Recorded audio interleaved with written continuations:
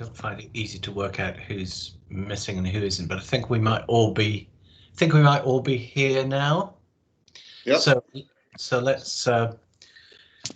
let's restart.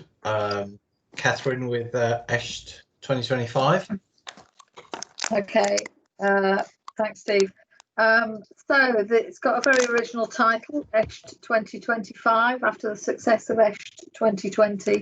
We had reached a point and we were starting to move through development of a revised strategy for the organisation. ESHT 2020 did what we wanted it to do. It took us from an organisation that was rated as inadequate, and we ended up with a rating of outstanding in some areas and good overall. And I think we all know that's down to a lot of hard work right across the organisation. So ESHT 2025 is the high-level strategic document. It doesn't sit in isolation. It is supported each year by the business planning process. So what you would expect to see, as you did with ESHT 2020, was a high-level strategic document that sets the overall direction and the key programmes of work and the key directions, that then year on year you use that to develop the annual plans that will deliver that overarching longer-term strategic plan. The key things, and it's there, it is draft, and I'm sure you'll have comments which I can take separately if there's quite a few to go through. But we again wanted to focus in on particular areas which for the trust were to be provide the best care for our patients, to be the best place to work, and to make the best use of our resources. In doing those things, we think that will enable us to be outstanding and continue to be outstanding as a trust. There are key programmes of work within all of those, and then sitting alongside that is building for our future. So we can't ignore that actually the Building for Our Future programme is such a significant long-term piece of work and investment in the infrastructure of our hospital estate that clearly it needs to be kind of recognised as a key priority for the organisation. So the idea with this is that every single one of these, so if you look at delivering the highest quality care as the first domain, within that there will be programmes of work underneath which there will also be projects that we will do. Every programme has an SRO, which is one of the exec directors, and that's something that we've kind of moved to. We had that nominally for ESHT 2020, but they didn't totally align. And I think we've reflected some of the conversations we've had about ESHT 2020, and particularly, Nikki, I'm thinking about some of the ones we had around where's that accountability about what was delivered and how that was done. So I'm hoping this will kind of tie that in more. Certainly in the objectives that I know people have been developing with Adrian for their own personal objectives as directors, they will include these as part of that. So there will be a kind of reporting through exec director portfolios and also through other groups. So clearly we'd expect to see some of these reported through our statutory committees. So I'll probably, it's pretty self-explanatory. We try not to overcomplicate these things because it becomes a tool for the organisation and for everyone in the organisation and outside the organisation to really focus quite simply on the key priorities that we want to work on. Again, it can be reviewed, refreshed, recommitted to each year, and that's what a kind of good strategy should do. There are some strategic enablers in there as well as the three key priorities. So we recognise that our need to think about how we sit in place and system and what our relationship is with that is absolutely key. Digital strategy goes without saying. All the things you've heard us talk about, how we've managed COVID, relies on a really robust and very key part of driving forward. Our recovery plan is around our digital strategy. Straight strategy building, over and above building for our future, we still need to have a estates work in the next year, 2 years, 3 years before Building for Our Future comes online. The GIRFT programme, comms and engagement strategy, research and innovation, and a quality strategy. What would sit underneath this is the bit that's still outstanding and we need to do is to kind of have a page for each of these programmes which describes what outstanding looks like, and then the actions for 2021. So what are we going to do to move us towards what that good outstanding looks like? And as I said, each SRO will work out their own governance structure for that, and then we'll feed that back through here and through our various committees. So happy to take any thoughts, comments on this. Thanks, Catherine.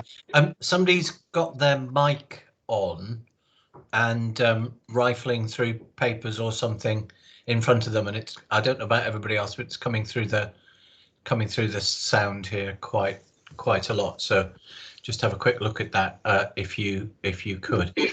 All right, Adrian. Thanks, Steve, and thanks, Catherine. Just in the translation of the papers, I've just noticed one small thing. On page 12 of 16, we've got an amber dot linking to the best place to work, saying that's Chief Operating Officer. That's actually Director of HR, which is correct further down, but it's just been a translation error.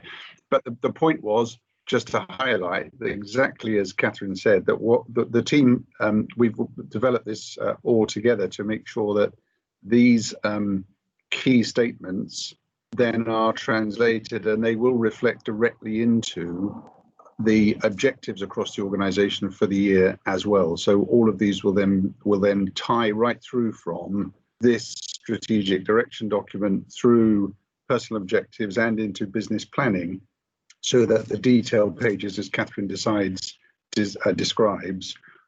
will be those which are incorporated into the business plan for each department and each corporate team. But there was just that one small thing, but it just highlights the points about the objectives. I just what as you've raised it, I took a slightly different view about that slide, Adrian, because I think leadership and culture is probably the one thing that the chief exec can't delegate, and that's not to say that that's not to say that other exec colleagues might not take leadership roles within it, particularly HR and OD, but I think that's one that probably ought to have the chief exec's name more prominently than might otherwise be the case. So I agree with that, Steve, and actually we had that discussion as a team about the importance of that, which is why the values are right up at the top alongside vision, mission, strategic objectives and trust values, because I would see the CEO taking responsibility, if you like, for that page, the overall direction for vision, mission, achieving the objectives and the values. But obviously there are some, if you like, operationalization of things that can help to drive the values, like the way we do our speak up guardian work and other things of that sort. No, the point is, of course, good and valid. Of course. Could we on some of these, Steve, we have got on a few, because you don't really want to have kind of joint SROs on too many, because it just slightly fudges the issue. Yeah. I do get that, and we talked about this outside of the meeting, and I said it was a good one to talk about. Would it be appropriate to have the CEO and the Director of HR leading on that one? Because I agree with you, but I also think it sits very clearly within the portfolio of work that is held by the Director of HR as well, to develop those programs around leadership and culture. And maybe that's one of the few that is a double SRO. Yeah, does that seem appropriate? I mean that would work for me. Yeah, that would work for me. Okay. As you say, as an exception, not the rule. Yeah. So Miranda, questions? Yeah, the key point for me with this is that we hear a lot about the new normal following COVID-19, and there wasn't very much in it about what we might do completely differently in the future because of the experience of COVID-19. It seemed very similar to what we'd said before in many ways. I suppose I would expect to see reflected within any of these programmes of work that we would be building in the new normal. We would be building in innovation. We would be building in the things that came about as unintended consequences of COVID. We would be building in resilience into those programmes. I think it as a strategic high-level piece to fix it in the context of talking about COVID. I'm not sure I would do that, but I mean, there's something about maybe it could be brought out more in the introduction around a recognition, but I think I'd try to put that in there around innovation being built into all of these, and but I'm happy to take a view. I think it's a good point, Miranda, and I think it will need to come out in the more detailed pages that will follow as we describe what the future looks like. So, for example, some particularly of things that we might do differently around, I'm particularly thinking of some of the operational things on, for example, discharge planning and experience or productive planned care, the way we're managing patients. We will adopt different things as a result of the experience from COVID and managing that going forward. And actually some of the workforce issues around, for example, I know flexible working, and that you're quite right to point that, but I think that will come through in the description of what these things look like page by page. And we need to get to that quite quickly, and teams are already working on that already. Yeah, if you look at great patient experience is going to be so radically changed by COVID. It will not go back to what it was because they will expect a different type of experience and will want one, I would imagine. And that needs to be reflected in how we develop, design and deliver those services for our patients. I mean, before I come to Nikki, who I know is trying to get in, so if I've understand this correctly, what we're saying is that the next phase of iteration for this is to, in each of these various domains, for there to be a kind of shared view about what we would look like in 2025 as an organisation, and that having been through a process which clinical leaders, ourselves and so on will have been involved in, that it would be that would then shape the basis of the subsequent annual plans. Is that right?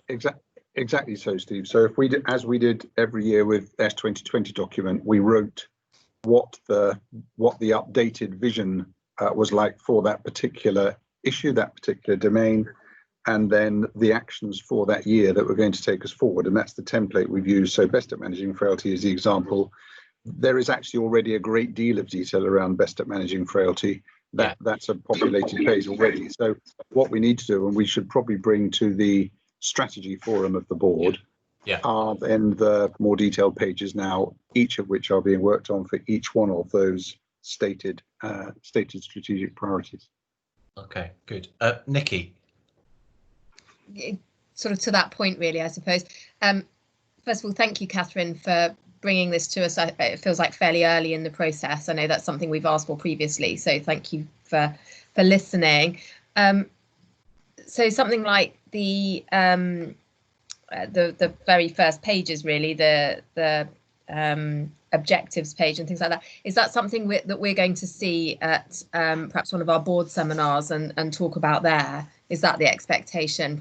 Are we seeing it next month to have a more detailed debate, Catherine? Well, I don't know the answer to that. So it's come here as a piece of work that we have worked through as an executive team. And it's been to our senior leaders forum where we've reflected the conversations there around what they felt about it. It can come to one of those groups, and I suppose if we hadn't been in the situation we're in, having suspended a few things, it might well have done. There comes a point where I suppose I'd question what else you would want to put in it. So I think it needs to be, if you feel it needs to come to another place to have further conversation around that, but there comes a point where you draw a line underneath it and you get on with it. So very happy to kind of take comments, and it is a draft and there is further room for iteration, but it needs to be dealt with pretty quickly, because I think what we would hope is that actually it would, like other documents, be published at a point which is the 30th of June, because that is when we publish our quality account and our integrated business plan. It's a usual date at the end of quarter one. And I think the engagement, though, of the board in this is absolutely right, Nikki. I think, and what I'd like to see is through that strategy forum, us getting to grips with some of the key strategic priorities that sit within this. So I think the objectives, in terms of the very highest level statements about being, best start in life, etc., are one thing, but understanding, for example, how we're driving the 5-year efficiency and CIP program, how we're driving leadership and culture. It's getting into those debates, which I'd like us to see, because those are the key strategic building blocks of the whole thing. And that certainly is something that we'll be bringing and working through as a in the strategy forum.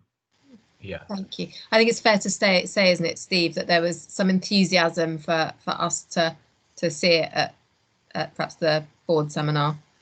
Yeah, and I think that, well, I mean, we're in danger of vigorously agreeing. I think, aren't we? That so this is a departure point, I think, for the further work that both Catherine and Adrian have described about moving these big the big framework and the big strategic aims into more specifics that will describe what the end point might look like, and what the process is for us to get to that end point. And I think I'm guessing that it's only when we see the amalgam of all of those endpoints and processes will we then need to go back around the loop of saying, does all of that hang together? When all of that work comes back in, does that hang together as a sort of coherent whole? Does it deliver what we need to deliver? Does it enthuse and inspire, and all of that sort of stuff? So yeah, and I think the redesign of some of our processes, our governance processes, both the board and in the subcommittees, were deliberately designed to create the space for board engagement around that process. I think that I'm looking for Catherine to nod to make sure that I have got that correct. I think you're absolutely right, and I suppose it's worth also mentioning these are not things that we have as an executive team plucked from the ether. These have been kind of worked up from the programs of work that we know we're focusing on already, and we believe the things that take us forward. We just then pushed that into a strategic document, and now that detail should be discussed. You're absolutely right, and I think what I was hoping for from this meeting was agreement that this is the high-level strategic piece, and it can always iterate, and it always will iterate. Things will come out that need to go in, and some things will drop out. But that absolutely the detail of each of those programs of work is what I'd expect to be discussed in any of those committees and in the board seminars, to say, are these things really going to do what you tell us it's going to do in that high level strategic piece, rather than necessarily going over the strategic piece again, because it is what it is. And yes, it doesn't mean I'm not happy to amend it in any way, shape or form, but it's the starting point, really. Okay. So Catherine, what's the best way for us to get feedback to you? Because I have some points similar to Nikki's and a couple of additional builds. What's the best way to help you? So if you just, email me, or we can set up a Teams meeting. Very happy to do that in the next few weeks. Not a problem. Great. Should we do it over Teams? Nikki, you might want to join maybe a couple of the other Neds. That would be great. Thank you. Yep. Thank you. That'd be super. Jackie, you were trying to get in. When I read it as ESHT 2025, I thought it would express more what we will be at the end of 2025 or during 2025. And so to that point, the fixed points, I don't think say enough about community initiated care. The fixed points come across as the acute response with support from community. If I was in the community or Bexhill, I might feel that I'm just there to support acute. So I felt that the emphasis should be stronger on community as a fixed point, but also to describe where we would be in 2025, which I thought would be at the point of having secured the money, starting the rebuild, being embedded as an ICS as the provider in East Sussex, etc., etc., and the detail would be better for me as expressed as an outcome rather than work programme. So I struggle to see this as more like where we're going to be in 2025. So I'm sorry about that, but I didn't get that feeling, and I'm happy to join in any other group that would help that. Okay. Well, then perhaps we need a kind of more time to have that conversation, and I'm very happy to do that with you as a group of Neds. I suppose the risk to me of naming things, as we all know, East Sussex Better Together, the great champion of East Sussex does not exist anymore. It's when we put those things in, sometimes we kind of slightly almost shoot ourselves in the foot because they then become obsolete and don't actually happen.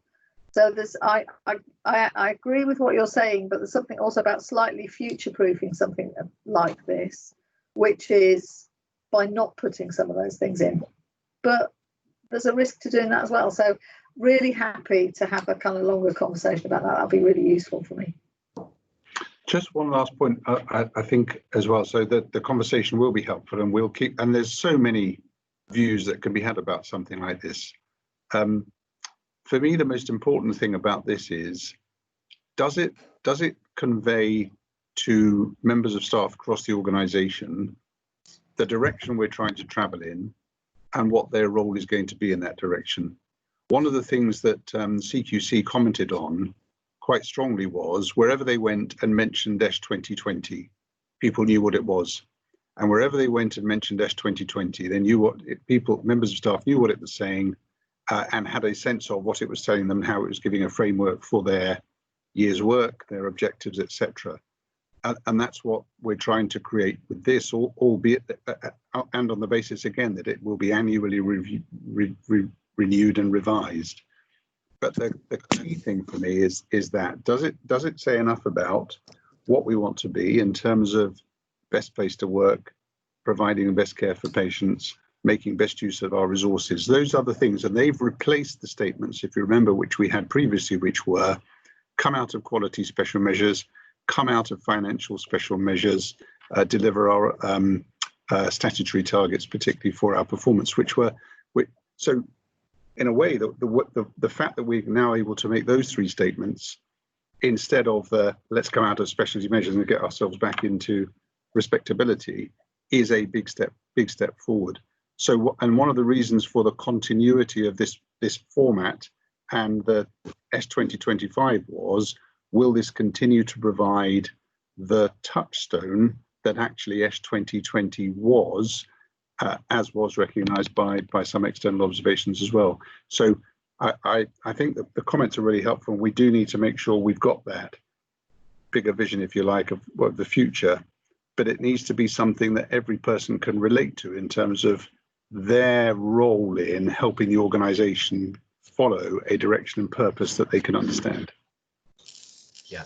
Adrian, I couldn't agree with you more, which is why I'd really like to support you, Catherine, in further just raising some questions to make sure the identity and the strengths of the trust come through in the strategy, so that people, as you say, Adrian, are inspired and see the aspiration. Yeah. Okay. All of that sounds good. So, so I think we've agreed how to move that forward. That's helpful. Thanks very much. Thanks very much, Catherine. Capital, Damien. So I've got 3 papers coming up. I would like to do them fairly rapidly, if you don't mind. I do not mind. So very briefly on capital, what we're saying is that we delivered the 24.5 million plan for last year, which was, just to give that context, it's nationally they were very concerned that individual trusts wouldn't deliver their plan, which would cause embarrassment with the Treasury in terms of not being able to stick to the original targets. So actually, it is a success story to say that we stayed on plan. I think it's also important to say that we are in a hospital which has significant backlog in terms of maintaining the estate and maintaining the equipment. So frankly, elements of this were quite important in terms of bringing back to a more stable infrastructure, in particular kicking off the first year of the 3-year fire compartmentation issue. So I know that's a very brief summary, but if I can just hand over for questions at this stage. Yeah, thank you. No, it was people did some great work around this, I think, and we've talked about it a fair bit. We've talked about it a fair bit to the board. Questions or comments to Damien? Sounds gone. Well, so I'd say excellent. Well done, Damien. That's obviously gave people no room for asking questions there. It was all clear and unambiguous. Very good. Yeah. Okay, should we take the second paper then? So I've just gone off the wrong screen, I'm afraid. Right. So I've got 2 papers to go. One is the month 12 for last year, and one's the system response. Which one's first? There it is. So financial performance for 1920. Just opening the screen, sorry. Sorry.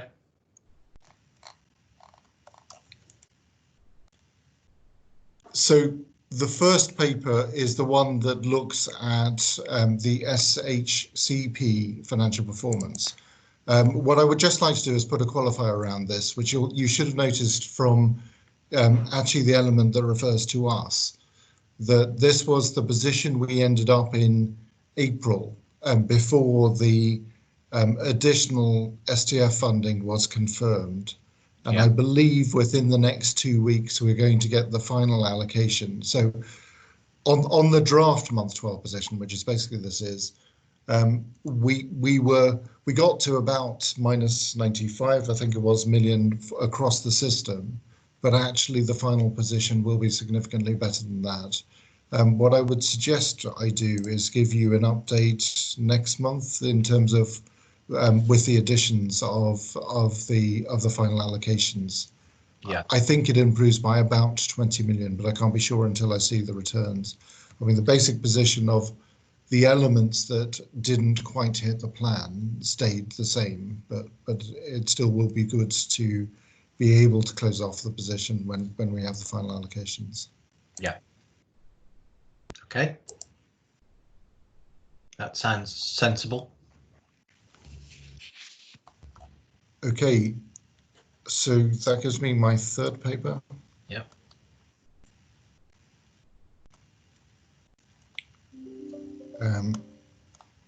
Yeah, I don't done that right around. No, sorry, that was the third paper, wasn't it? Yeah, okay. Sorry, that's me for stopped. So that's it, all done, yeah? Okay, thank you. Questions?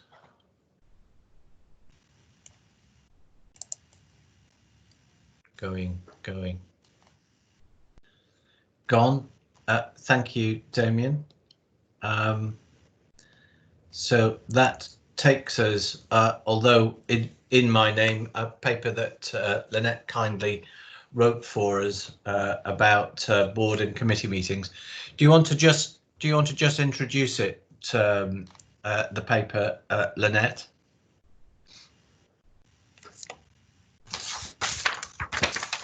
Sorry, I was just doing some minutes repeat. I was giving him a rest. So obviously we changed significantly the way we worked with the COVID pandemic, and this paper provides an overview of how we're going to try and get back to some normality. The proposal is that we continue where possible with virtual meetings via Teams. I think we're getting to grips with Teams and it's quite successful, and we're not at the point yet where we can really have meetings face to face because our rooms just aren't big enough to allow for the social distancing that would be required. There is a requirement that our meetings are held in public, and there's a mix of what different trusts are doing. Some are actually doing them live and allowing the public to participate them in a live format. The feedback that we've had is that it's quite complicated and you need an awful lot of IT input to make it work. So at the moment we are proposing to carry on as we are, doing it through Teams, recording it and then inviting questions from the public and then putting it up live on YouTube afterwards. But we'll see how it goes. I think as people do more of these, I can share with other trusts and we'll have a go at doing a live meeting. Our AGM's coming up, and again we can't have a big public meeting like we would normally have. We are planning to do this live through Glissa, so we're just working out the logistics of that, and that will allow the public to participate in real time.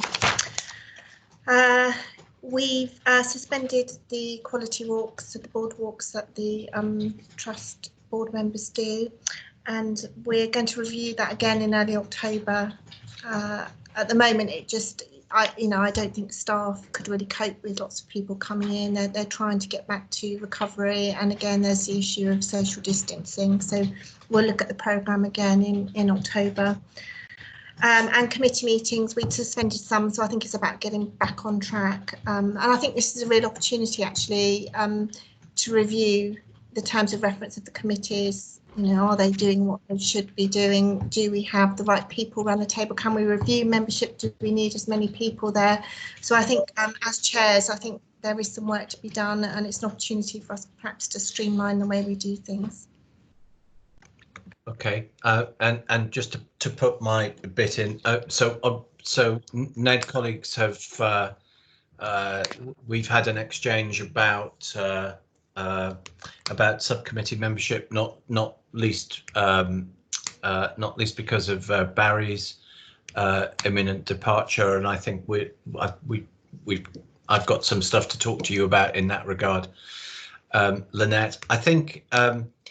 And one or two of us have had conversations. Committee chairs have had conversations about changing the way some of the committees are done. So, Jackie, you and I had a conversation, didn't we, about quality and safety maybe every month, but stratified and delineated in a different way, yet to be decided either by theme or by focus on more strategic as opposed to performance issues, continuing to use Teams, not least as a vehicle for making life easier for some of our senior clinical colleagues to be able to attend and participate rather than have to trek halfway across the county, then struggle to park if blah blah blah blah, all that kind of stuff. And I think those sorts of discussions can take place with for all of the committee chairs. But I think the working assumption is that from here on in, the suggestion is that we use Teams as the basis for all of those meetings. I think it puts an obligation on the executive and the non-executive leads of those committees to have a much more a kind of closer dialogue about how things are going, what's important, what gets on the agenda, how it gets handled, and so on. Otherwise, it can feel, I think, a bit remote. There's some enthusiasm from non-execs to look again at the format of the quality walks, and to restart as soon as we can. But I think, I mean, it's all about the practicality. Nobody wants to be a burden into the system and cause a problem. So maybe that's a conversation for us to have outside. So yeah, that was all I wanted to say by way of addition. Happy to open it. Adrian, you want? So it's just for information, really, Steve. We do want to move away from the title quality walks, don't we? And I know I keep nagging about that, which we must. But just for information, Paresh and I did a visit together yesterday to the district nursing team, community nursing team, I should say, at Will Farm, which went well. So they are things that can be done. And I'm at the moment meeting some teams also on Microsoft Teams. So I'm doing that after this board meeting, for example, at kind of like a Zoom sort of chat, which is working reasonably well as well. So there are ways in which we can manage for non-execs to meet with teams of people, either using Microsoft Teams or indeed gently, but you're right, we have to be careful, but restarting that program as Paresh and I did yesterday. Yeah. So other comments from colleagues?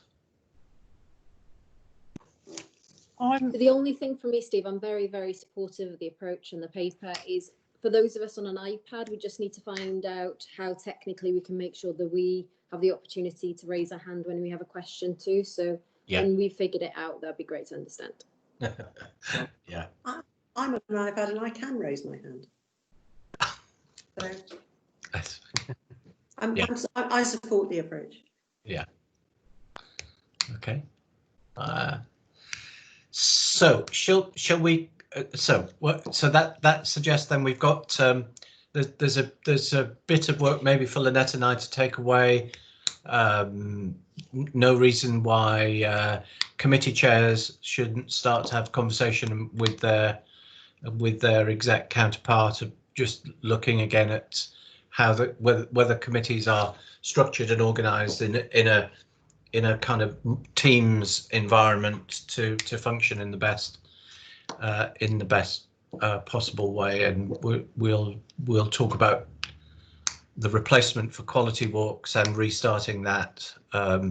Think about that and come back to everybody. Does that sound all right? Everyone all right with that? Yep. Okay. Thank you. I think that takes us to the mortality report.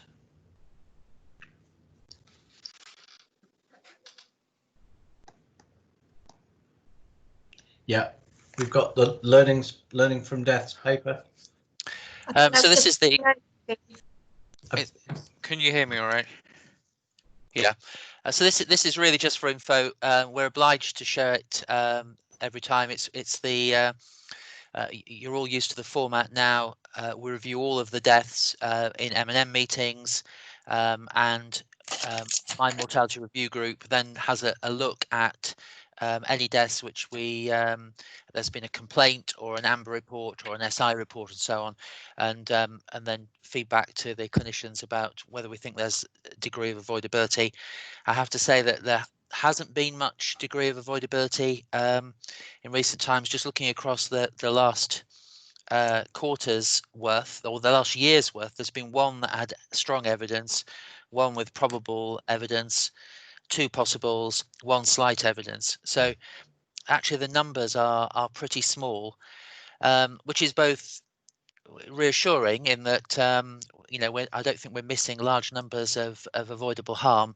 But on the other hand, if you look at national data before this was set up, they were expecting much larger numbers, and so I do keep wondering if there's a source of avoidable deaths that I'm not tapping into to see, because our numbers are not that high. But I have to say I've looked pretty hard and not found them, so I am happy that the quality of care we deliver is good. Okay, thank you, David, for that. Lynette, you look like had I forgotten something? You looked like you were drawing my attention to something. But No, it's okay. It's fine. okay. So I think that takes us to questions from members of the public. Obviously, this is the first time we've done this this way. We've got questions, and I may ask my exec colleagues just to jump in if I get any of the detail wrong. So we've got a number of questions from two of our regular contributors. So first from Mr. Campbell, who asks about the work programme of the Improvement Hub, how positive their work has been and what's happening to them during the current crisis. And I think the answer to that, subject to what people might tell me, is that the courses and stuff have been suspended, but the project work has become business as usual, and the stuff that's important has now become part of the reporting of improvement that takes place in the departments and the clinical areas. Mr. Campbell also asked a question about whether there have been any other occurrences of viral infection other than C19, and I think the answer is that we've had none that have been significant. He's asked a question about data analysis and common data sets to help for the future, and I think we've been involved in a number of research related information related programs that are being coordinated, and will continue to do that. He asked a question that I think Joe has covered in some detail, I think, in the body of the meeting, about changes to the discharge of elderly patients, and I think Joe has already described what we've been doing in that regard, and how some of those changes we want to embed and make part of the future kind of permanent program. So I wasn't going to plan to spend too much time on that. He's asked a question about communications and discharge, and I think although there've been some challenges, those have been dealt with, and things have been worked on as they've come in. So I'll keep going unless anybody tells me we've got that wrong. Another one from Mr. Campbell is about flow charts taking into account for discharge, taking into account the population, and we've got discharge pathways that do take all of that into account and can make those available if necessary. He asked a question about the budget for the financial year, and I think that Damien has covered that in plenty of detail.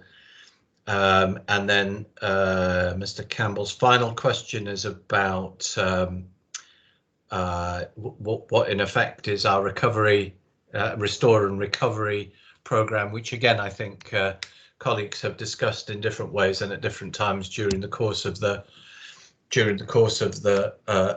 meeting, and we know what's been going on. The second questions come from Mr. Hardwick, and he makes some kind points about the efforts of all of the staff in the trust, which we thank him for. He has asked about whether there are whether there's been information about where COVID has been, and whether some groups of workers have been more affected than others.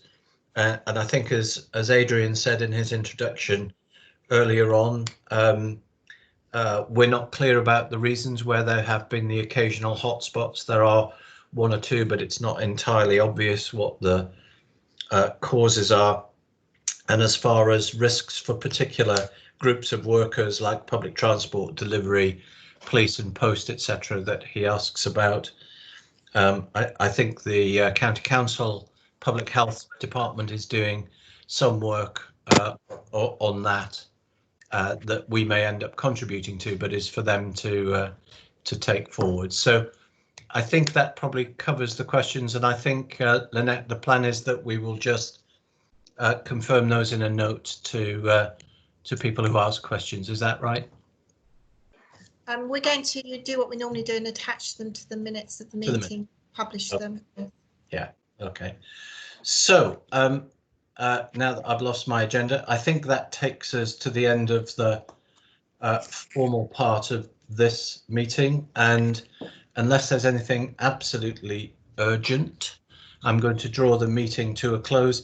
Next meeting Tuesday, the 4th of August. So so we stand down now and move into the next phase. Thanks very much, everybody.